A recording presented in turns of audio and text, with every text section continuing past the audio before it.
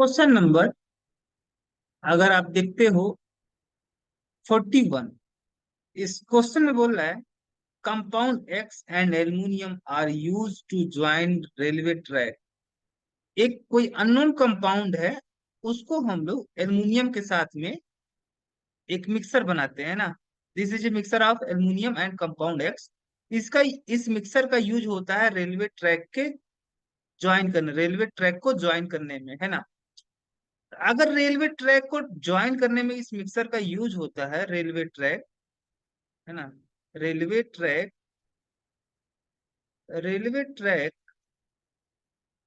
को ज्वाइंट करने में अगर इस मिक्सर का यूज होता है, इसका मतलब हुआ कि अगर इस मिक्सर को हम लोग जलाएं, है ना, हीट करें, तो यहाँ पे आपका क्या होगा, a large amount of heat निकलेगा, है ना, लार्ज अमाउंट ऑफ हीट निकलेगा। और इसी हीट का यूज करके जो होगा, हम लोग बिल्डिंग करेंगे रेलवे ट्रैक को। अब एक बात समझ में आ जाती है कि अगर रेलवे ट्रैक को ज्वाइन करने में इस मिक्सर का यूज किया जाता है, इसका मतलब ये हुआ कि यहाँ पे अगर इस मिक्सर को हम हीट कर देंगे तो a large amount of heat निकलेगा। और ऐसा मिक्सर जिसको हीट करने पे लार्ज अमाउंट ऑफ हीट निकलता है, और खास करके यहाँ पे अगर उस मिक्सर में आपका एल्यूमिनियम पाउडर प्रेजेंट है, तो हमारे दिमाग में ये चीज आएगा कि एक कुछ ना कुछ आपका थर्मिक मिक्सर होगा। थर्मिक मिक्सर क्या होता है? थर्मिक मिक्सर आपका, thermic mixer is a mixer of high melting point metal oxide, जैसे आयरन, क्रोमियम, मैग्नीज। इन मेटल का जो ऑक्साइड होता है और एल्युमिनियम पाउडर का जो मिक्सर होता है, इसे हम लोग थर्मिक मिक्सर बोलते हैं, है ना। और यहाँ पे जब आपका हीट करोगे इस मिक्सर को, तो ये लार्ज अमाउंट ऑफ हीट निकलेगा। इस रिएक्शन को हम लोग बोलते हैं थर्माइट रिएक्शन, है ना। क्या बोलते हैं? Thermite reaction. तो आइडेंटिफाई द कंपाउंड एक्स। तो एक्स जो होगा आपका, कोई सी इन्हीं मेटल में से किसी का ऑक्साइड होगा, है ना। चाहे फेरिक ऑक्साइड हो सकता है, चाहे क्रोमिक ऑक्साइड, चाहे मैग्नीज ऑक्साइड। यहाँ पे आपका फेरिक ऑक्साइड दिया गया है, अच्छी बात है। नेम दी रिएक्शन, ये रिएक्शन क्या कहलाता है? तो इसको हम लोग बोलते हैं थर्माइट रिएक्शन। क्या बोलते हैं? Thermite reaction.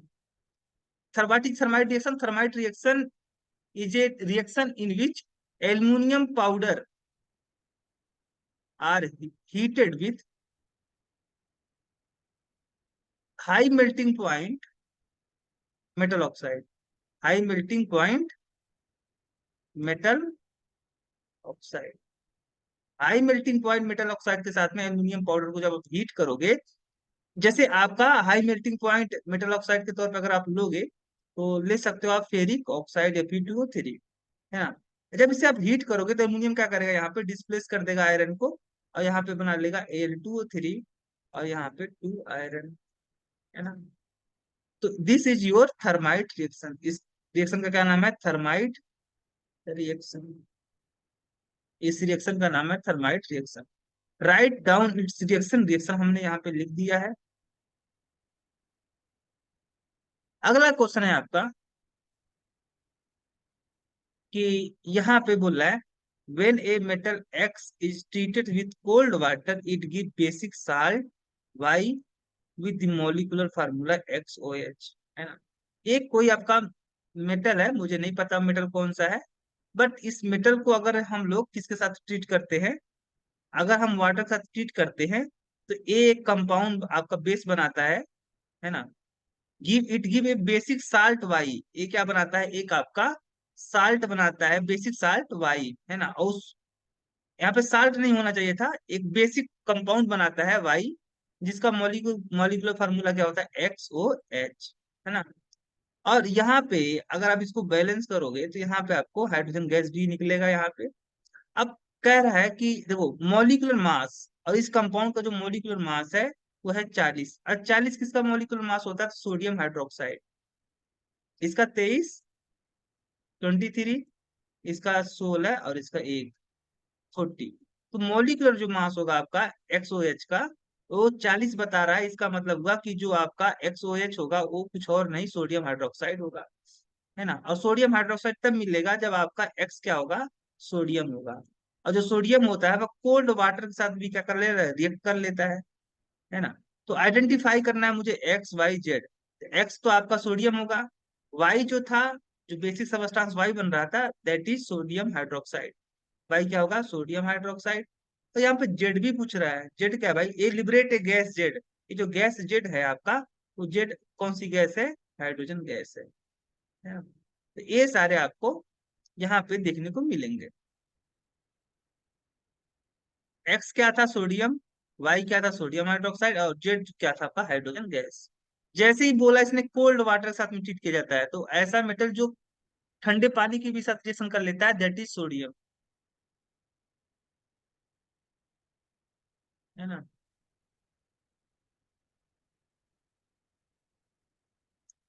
अगला है आपका,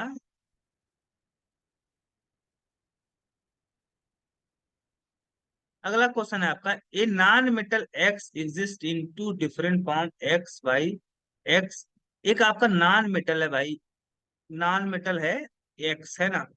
ये क्या करता है? Exist in two different form, Y and Z. ये जो आपका नॉन मेटल है, ये non metal two different form में एग्जिस्ट करता है, वाई एंड जेड, है ना? इसका मतलब जो वाई एंड जेड होगा, वो क्या होगा? आपका एलोट्रॉप होगा ऑफ एक्स, है ना? Y is hardest natural substance. Y जो है, वो हार्डेस्ट नेचुरल सबस्टांस है, दैट इज डायमंड। है ना? अब तो मुझे पता चल गया हार्डेस्ट जैसे बोला कि हार्डेस्ट नेचुरल सबस्टांस, समझ में आ गया कि वाई क्या होगा? आपका डायमंड होगा।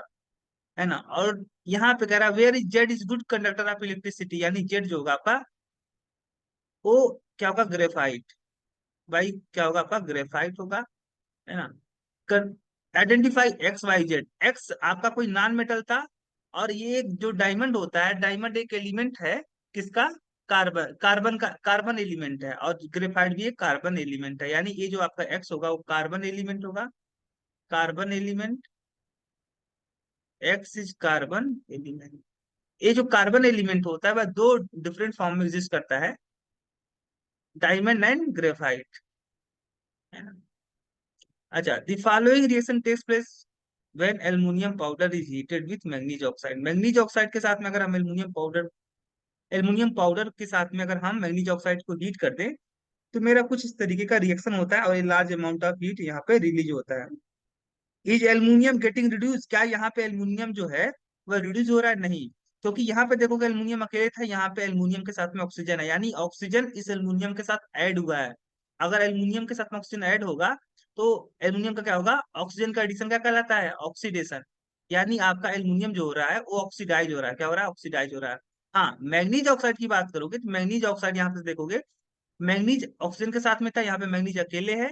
इसका मतलब यहाँ से ऑक्सीजन बाहर निकल गया, और ऑक्सीजन को बाहर निकलना क्या कहलाता है? रिडक्शन। यानी यहाँ पे मैग्नीज और डाइऑक्साइड का क्या हुआ है? रिडक्शन। है ना? तो ये बात तो आपका, इज एल्युमिनियम गेटिंग रिड्यूस? क्या एल्युमिनियम रिड्यूस हो रहा है? नहीं।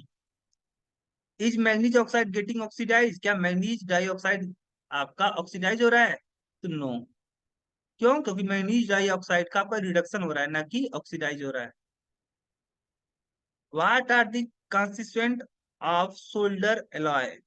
जो सोल्डर एलॉय होता है, उसका कंस्टिट्यूएंट क्या होता है? Which property of solder make it suitable for welding electrical wire? Solder alloy जो होता है, सोल्डर, सोल्डर एक एलॉय होता है। और आपको पता ही एलॉय क्या है? Alloy is a mixture of metal and metal, और मेटल एंड नॉन मेटल। जो सोल्डर होता है, वह लेड और टिन, टिन का मतलब आपका एसएन, इन दोनों का मिक्सर होता है। Alloy is mixer of lead and tin. Lead जो होता है आपका 50%, और टिन भी होता है 50%, है ना? यानी आधा आधा, आपका आधा आधा अमाउंट में दोनों हाफ हाफ। जितना अमाउंट आपका लेड का होगा, उतना अमाउंट आपका टिन का होगा। तो लेड और टिन का जो एलॉय होता है, उसे हम सोल्डर बोलते हैं। है ना? Solder alloy.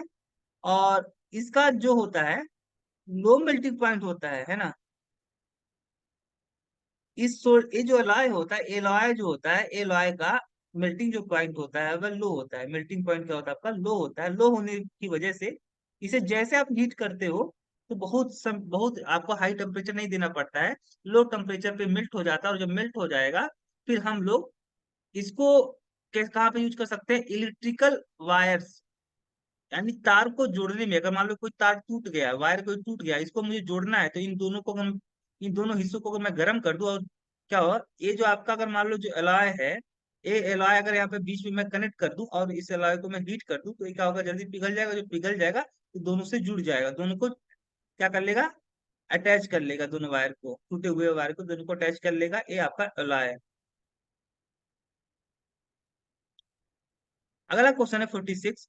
A metal A which is use in A thermite process. एक मेटल है आपका जिसका यूज होता है, कोई मेटल ए है, इसका यूज होता है आपका थर्माइट प्रोसेस में। When heated with oxygen give an oxide B, है ना, विच इज एम्फोटेरिक। और ये जो मेटल है इसको जब हम लोग ऑक्सीजन के साथ हीट करते हैं तो एक कंपाउंड बी देता है, और जो बी होता है वह एम्फोटेरिक नेचर का होता है ना। देखो ऐसा कौन सा मेटल है जिसका, देखो जब अगर मेटल आपका जो ए है वह रिएक्ट करेगा ऑक्सीजन के साथ में तो आपका कंपाउंड वाई बनाएगा।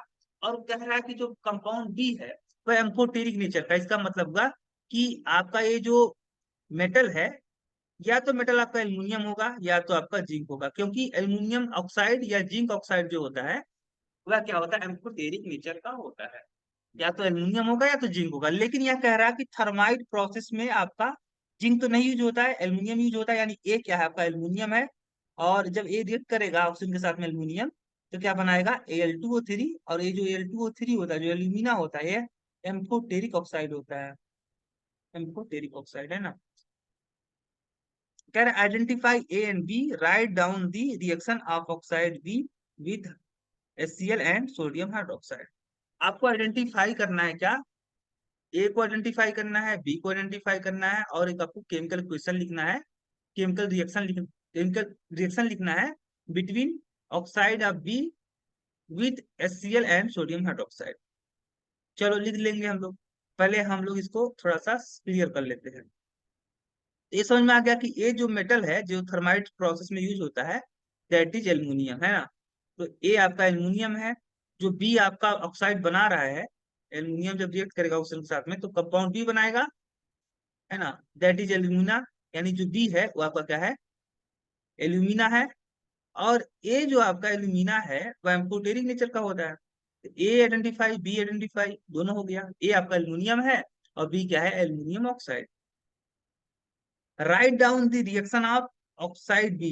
ये जो बी है, इस बी को अगर हम लोग रिएक्ट करें HCl के साथ में तो आपका क्या होगा, यहाँ पे रिएक्शन होगा और बनाएगा एल्युमिनियम क्लोराइड और आपका H2O।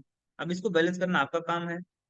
इसी तरीके से अगर एल्यूमिना आपका रिएक्ट करता है, अगर डिजोल्व हो जाता है सोडियम हाइड्रोक्साइड में तो क्या बनाएगा, सोडियम मेटा एल्यूमिनेट NaLO2 और प्लस आपका H2O, है ना। इसको बैलेंस करना आपका काम है।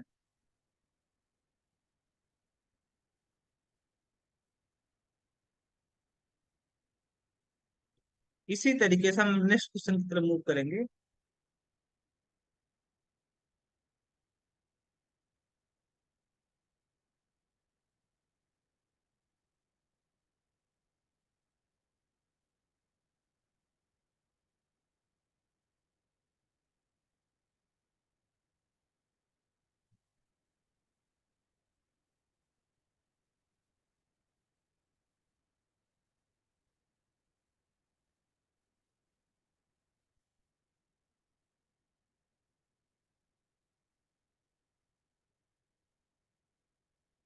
अगला क्वेश्चन है आपका 48। क्या है 48, right the formula of stable binary compound. ये जो बाइनरी कंपाउंड मतलब ऐसा कंपाउंड जो दो एलिमेंट से मिलकर बना हो, दैट इज बाइनरी कंपाउंड। और that would be found by the combination of following element. Magnesium और नाइट्रोजन के कॉम्बिनेशन से जो बाइनरी कंपाउंड मिलेगा वो होगा आपका मैग्नीशियम नाइट्राइड। और मैग्नीशियम नाइट्राइड का फार्मूला Mg3N2। इसको यहाँ पे बैलेंस कर लो आप इस तरीके से। लिथियम और ऑक्सीजन की कॉम्बिनेशन से जो बाइनरी कंपाउंड मिलेगा वो होगा आपका लिथियम ऑक्साइड। इसको बैलेंस करो आप इस तरीके से। बाकी आप एल्युमिनियम और क्लोरीन के कॉम्बिनेशन से जो बाइनरी कंपाउंड मिलेगा दैट इज एल्युमिनियम क्लोराइड। इसको बैलेंस करो आप,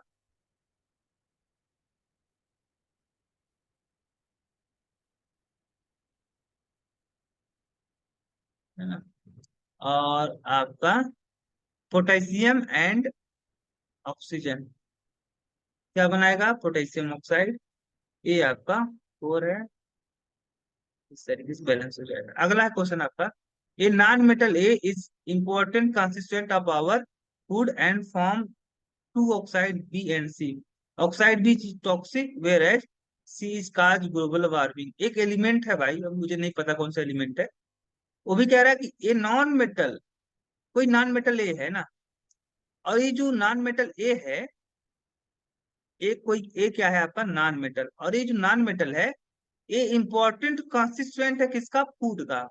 तो फूड जो होता है आपको पता है, फूड जो होता है कैसे बनता है, तो ग्लूकोज का जब पॉलीमराइजेशन होता है तो आपका स्टार्च बनता है, सेलुलोज बनता है, जो कि आपका फूड सोर्स का काम करता है।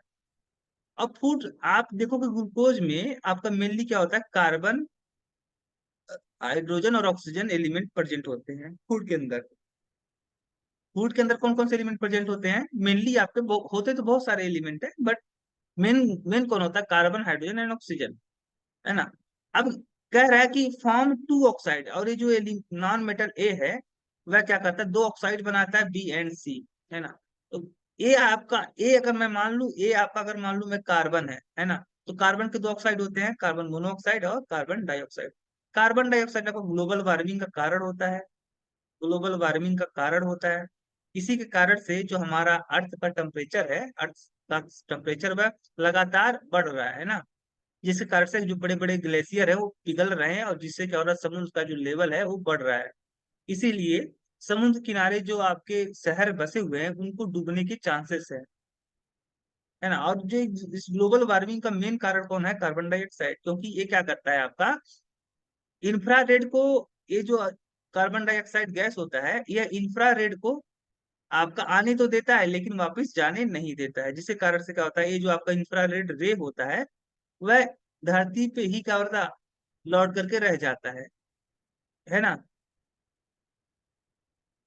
और यहाँ पे कह रहा है, देखो बी ऑक्साइड, बी जो बी ऑक्साइड है ना, वो टॉक्सिक होता है। क्या होता है, टॉक्सिक का मतलब जहरीला होता है।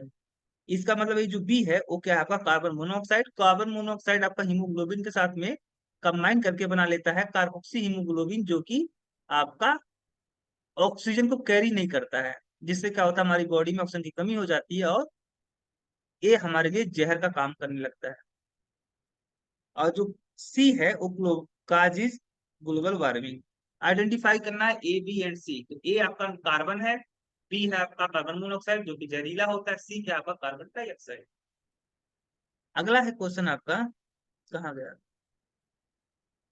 To which group of periodic table does A belong. A जो किस ग्रुप से बिलोंग करता है, तो ए आपका कार्बन है, और कार्बन जो बिलोंग करता है वो ग्रुप नंबर आपका बोरान, बोरान कार्बन, है ना, एक ग्रुप नंबर 14 से बिलोंग करता है, ग्रुप नंबर 14 से बिलोंग करता है। Give two example each of the metal that are good conductor and poor conductor of heat respectively. Good conductor का आपका बेस्ट मेटल कौन से है भाई, तो गुड कंडक्टर किसके हैं आपके, गुड कंडक्टर हीट के, तो गुड कंडक्टर है आपके हीट के सिल्वर एंड कॉपर।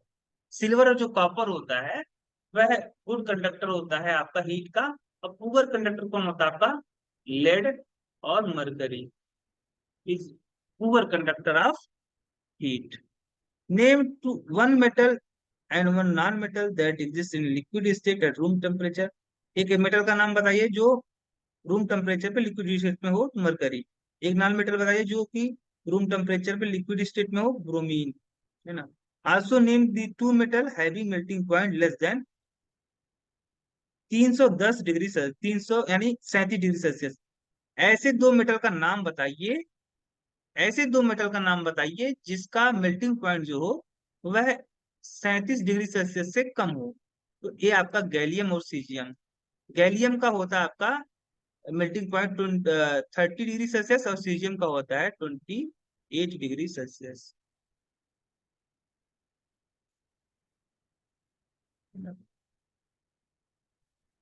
अगले क्वेश्चन की तरफ मूव करते हैं।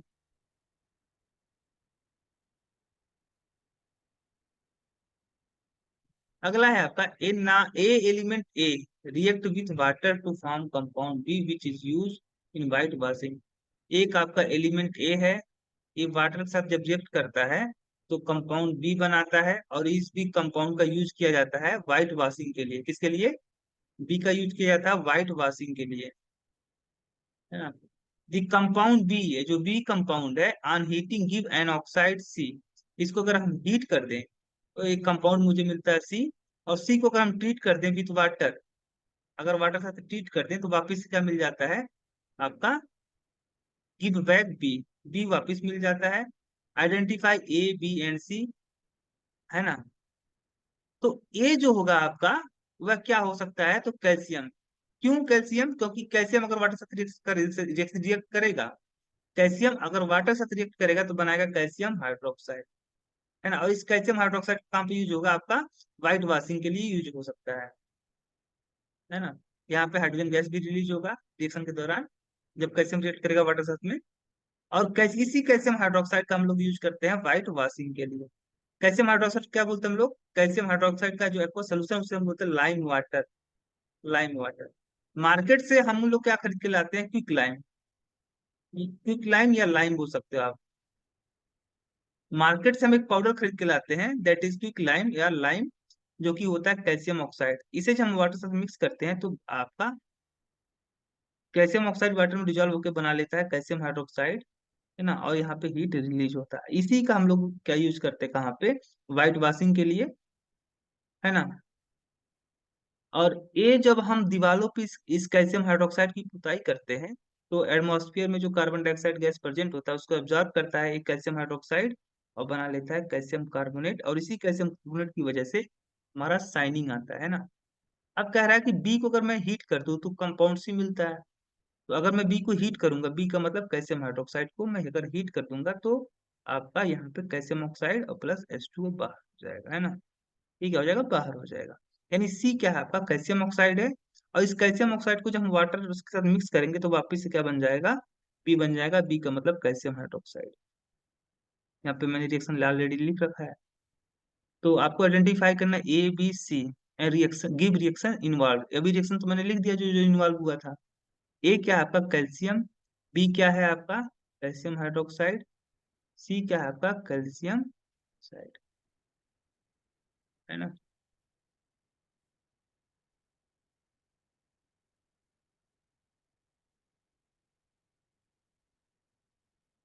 अगला क्वेश्चन है आपका, give the reaction involve during extraction of zinc from their ores. Roasting of zinc ore. तो इस जिंक के एक्सट्रैक्शन के दौरान, है ना, जिंक के एक्सट्रैक्शन के दौरान फ्रॉम इट्स ओर, जिंक का जो आपका ओर्स होता है वह होता है जिंक सल्फाइड, जिसे हम बोलते हैं गैलेना। क्या बोलते हैं? गैलेना। ये जो ओर्स है, इस ओर्स से हम लोग जब जिंक को ऑब्टेन करते हैं, यानी एक्सट्रैक्शन के दौरान जिंक सल्फाइड से जिंक को जब हम लोग एक्सट्रैक्ट करेंगे, है ना। ये जिंक सल्फाइड क्या है आपका? जिंक सल्फाइड जिसे हम बोलते हैं galena is a ores of zinc. Zinc का क्या है? ओर्स है। अब इस ओर्स को जब हम लोग रोस्ट करेंगे, इस हम क्या करेंगे?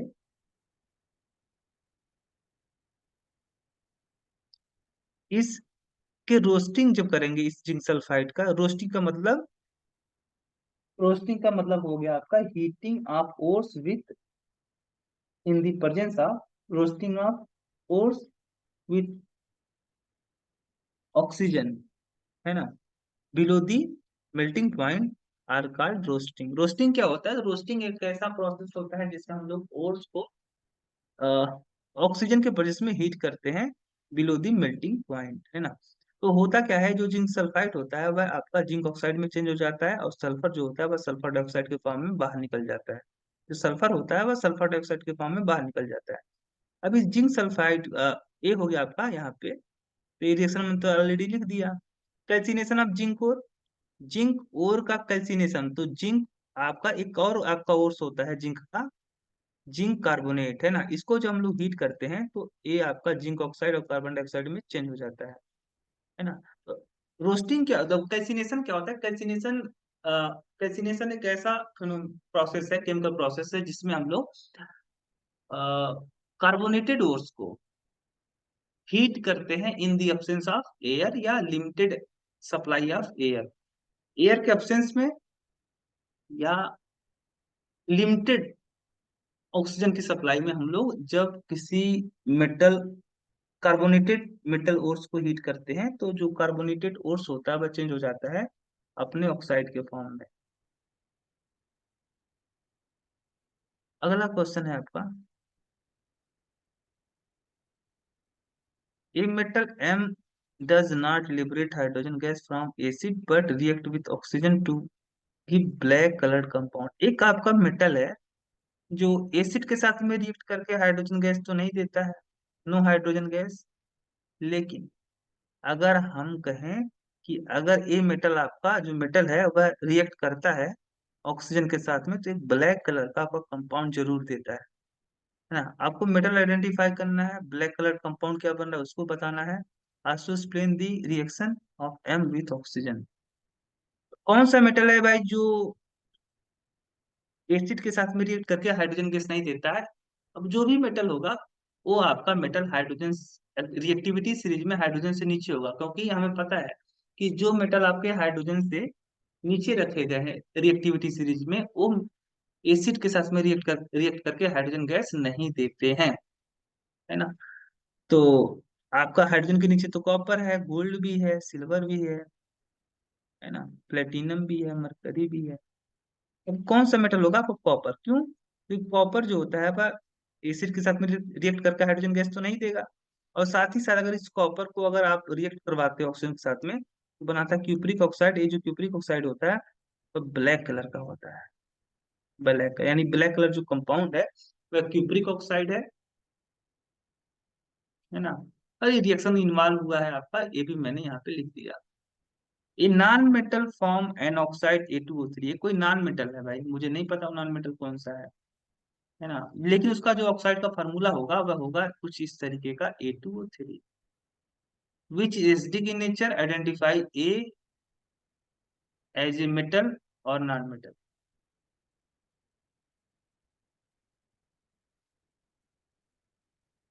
एक एलिमेंट है जो किस तरीके का ऑक्साइड बनाता है, A2O3। कौन एक कोई एलिमेंट है ए, है ना, इसका जो ऑक्साइड होता है वो इस फार्मूले को फॉलो करता है ना। और ये जो ऑक्साइड है ये आपका किस नेचर का है? एसिडिक नेचर का है। आपको पता करना है कि ये जो है वो मेटल है कि नॉन मेटल है, कोई बात नहीं है। तो ऐसा कौन सा एलिमेंट है जिसका ऑक्साइड आपका इस फार्मूले को फॉलो करता है? तो ऐसा एलिमेंट आपका हो सकता है, एल्युमिनियम को मैं ले लूं, एल्युमिनियम को। तो एल्युमिनियम का ऑक्साइड होता है Al2O3। हालांकि ये आपका एम्फोटेरिक नेचर का होता है, यहाँ पे बोला कि एसिडिक नेचर का है। इसका मतलब ये तो नहीं हो सकता। और किसकी वैलेंसी 3 होती है? तो ऐसा एलिमेंट जिसकी वैलेंसी 3 हो, ऐसा एलिमेंट जिसकी वैलेंसी 3 हो, क्योंकि तभी फार्मूला बनेगा Al2O3। तो ऐसा एलिमेंट जिसकी वैलेंसी 3 हो, तो एल्युमिनियम के नीचे कौन सा पड़ता है भाई?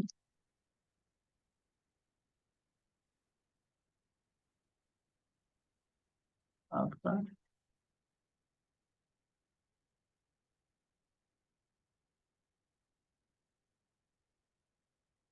आपको ये बताना कि ए जो है वह मेटल है कि नॉन मेटल। देखो, एक बात समझ में आ गई कि यहाँ पे बोल रहा है कि जो इसका ऑक्साइड है वह एसिडिक नेचर का है, और हमें पता है कि नॉन मेटल का जो ऑक्साइड होता है ना, नॉन मेटल का जो ऑक्साइड होता है वह एसिडिक नेचर का होता है। नॉन मेटल का ऑक्साइड किस नेचर का होता है? एसिडिक नेचर का होता है। तो ये बात कंफर्म हो जाती है कि जो एलिमेंट है वह कुछ और नहीं, आपका नॉन मेटल है, क्योंकि नॉन मेटल का ऑक्साइड ही क्या होता है? एसिडिक नेचर का होता है। मुझे लगता है कि ये जो आपका एक कंपाउंड है ना, ये कुछ इस तरीके का C3 हो ना, नॉन मेटल है तो ये जो है वो नॉन मेटल है, ये तो कंफर्म हो गया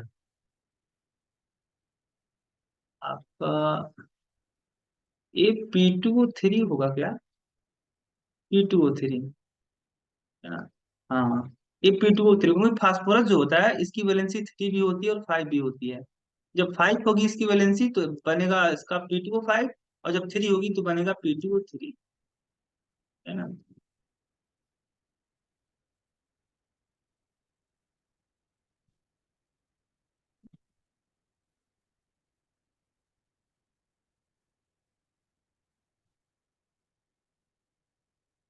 अगला क्वेश्चन है आपका 58। A solution of copper sulphate was kept in A iron pot. Copper sulphate के सोल्यूशन को हम लोग कहाँ पे रखे हैं, आयरन के कंटेनर में।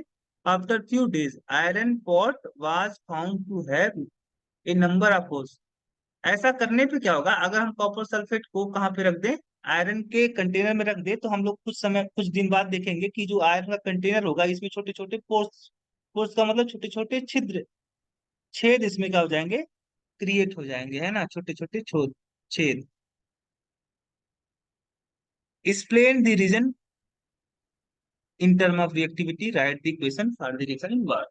तो ऐसा क्यों होता है, क्योंकि ये जो कंटेनर है जो आपका आपका आयरन का बना होता है, ये इस कंटेनर का जो आयरन एटम है वह यहाँ से इस सोल्यूशन में जाएगा, है ना, इस सोल्यूशन में जाएगा, और यहाँ पे ये जब आपका आयरन डिजोल्व होकर के इस सोल्यूशन में जाएगा, है ना, तो ये आयरन एटम आपका कॉपर सल्फेट के सोल्यूशन से कॉपर को हटा देगा और बना लेगा फेरस सल्फेट।